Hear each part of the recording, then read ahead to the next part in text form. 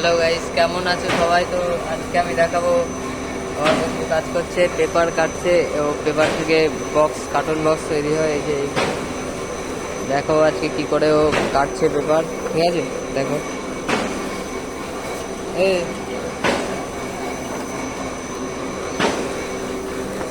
Paper কাটছে, দেখো sheet, এগুলো হচ্ছে শিট।